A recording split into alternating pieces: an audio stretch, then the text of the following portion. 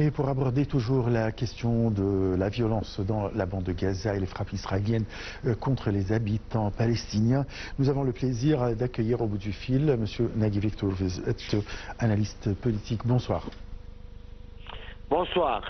Alors, en tant qu'analyste, comment évaluez-vous la situation dans la bande de Gaza actuellement, surtout après le début des frappes israéliennes contre la bande?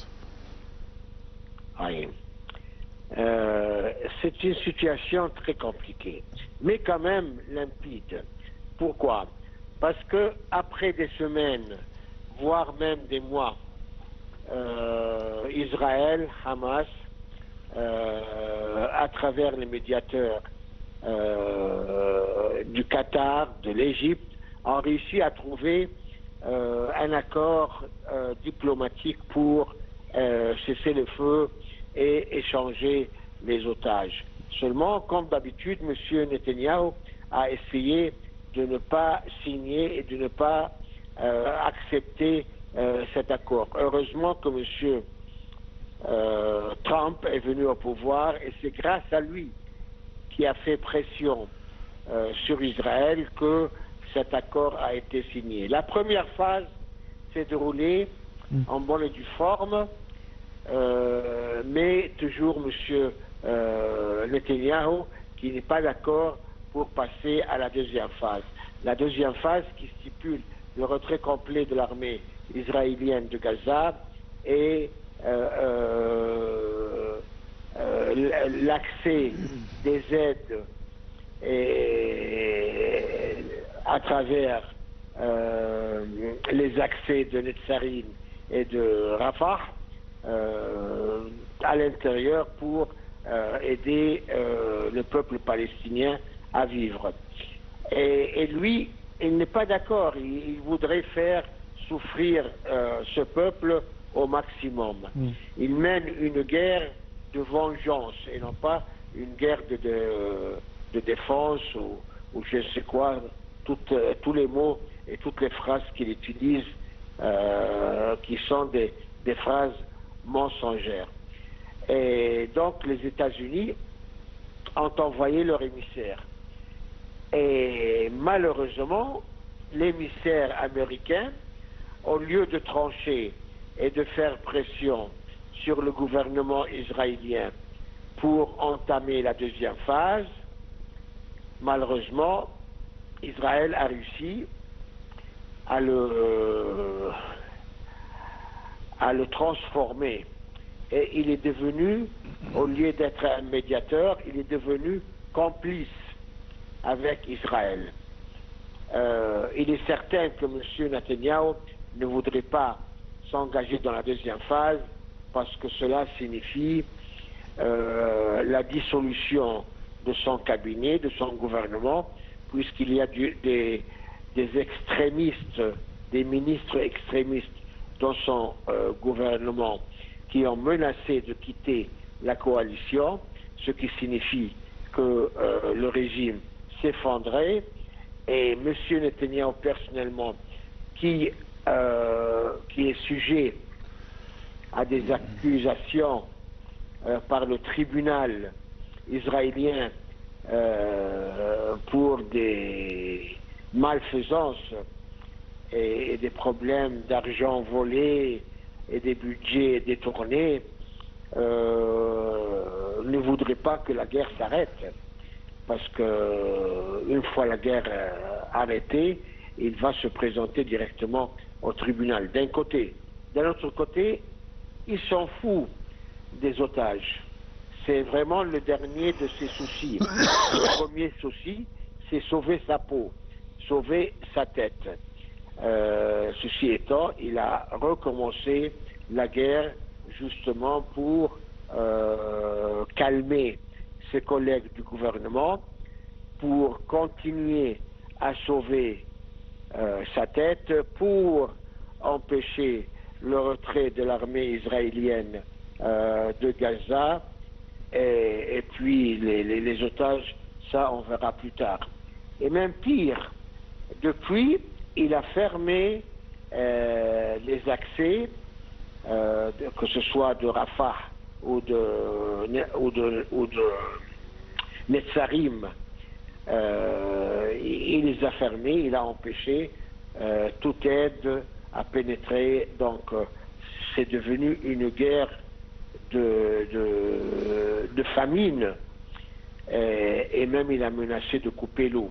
Alors maintenant, ils n'ont pas d'électricité, ils n'ont pas de carburant pour faire fonctionner les pompes pour les stations d'égout, ils n'ont pas de carburant pour faire fonctionner les hôpitaux, ils n'ont pas de carburant pour faire fonctionner leur four pour produire du pain et autres, ils n'ont pas de carburant pour faire fonctionner les centrales électriques. C'est vraiment, et tout cela, et les États-Unis regardent, contemplent, donnent le feu vert, et tout ce que M. Trump disait avant qu'il n'arrive au pouvoir, toutes les déclarations de pétard qu'il avait lancées dans 24 heures, je vais arrêter cette guerre, dans 24 heures, je veux arrêter encore cette guerre, il n'y aura plus de guerre au monde. Il s'est avéré que toutes ces déclarations ne sont pas vraies, sont fausses. Et il s'est enlisé dans la guerre de la Russie contre l'Ukraine, il n'arrive pas à résoudre.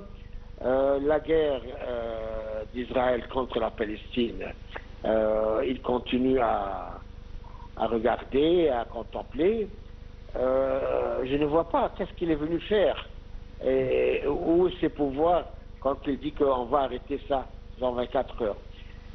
Il faut que le monde entier comprenne et sache que tant qu'il y a colonisation, tant qu'il y a occupation, il n'y aura pas de paix. Tant qu'il y a... Comment? Il n'y aura pas de paix. Il n'y aura pas de paix. Mais pas seulement ça. Tant qu'il y aura agression, tant qu'il y aura souffrance, tant qu'il y aura humiliation, tant qu'il y aura écrasement d'un peuple, tout de suite, il y a en face de ça ce qu'on appelle résistance. Alors, c'est très facile de surnommer Hamas par des terroristes, mais pour défendre son pays, qu'est-ce qu'il faut faire? Qu'est-ce qu'il faut faire? On prend un exemple, en Afrique du Sud, M. Mandela. M. Mandela, qui était et qui est toujours une icône de la résistance. Est-ce qu'on peut le traiter de terroriste? Aux Indes, M. Gandhi, l'icône de la résistance contre les Anglais, est-ce qu'on peut le traiter de terroriste? Jeanne d'Arc, cette icône française qui a été immolée vivante sur l'une des portes de Paris, est-ce qu'elle était terroriste? En Égypte, dans le folklore égyptien populaire, Adham el-Sharawi, qui s'est défendu à mort jusqu'à qu'il a été tué. Est-ce qu'on peut le traiter de terroriste? Tant qu'il y a occupation, il y a tout de suite résistance. Et tout ce que raconte Israël, ils veulent exterminer Hamas. Hamas est une idée. Hamas est une idée. Ils ont réussi à tuer 50 000 Gazaouis. Et 50 000 Gazaouis, ce sont des terroristes. Les enfants, les bébés, dont les 2 tiers sont des enfants, des bébés et des femmes. Ce sont des terroristes. J'ai du mal à comprendre. Et vous savez, même à l'intérieur d'Israël, qui se dit pays démocratique, c'est faux. La télévision, les médias sont vachement contrôlés. Ils ne montrent pas tout ce qui se passe. Bien sûr. Et même les films, les images, ils ne passent pas à la télévision. Ils font passer seulement les informations et les images qui sont à leur intérêt. Même les otages, une fois libérés, ils n'ont pas le droit de s'exprimer. à la télévision ni à la radio. C'est clair, ils doivent monsieur. passer tout d'abord. C'est très clair. Je vous remercie beaucoup, monsieur Nagui. Je rappelle que vous êtes analyste politique. Je passe à notre dernier sujet. Il s'agit du ministre des Affaires étrangères, Badr Abdelghati, qui a souligné hier que seul le retour à la table de négociation et l'adhésion à l'accord de cessez-le-feu permettraient de libérer les otages israéliens à Gaza. La déclaration de M. Abdelghati a eu lieu lors d'une conférence de presse tenue avec la haute représentante de l'Union européenne pour les affaires étrangères et de la politique de sécurité, Haja Khalas, au Caire.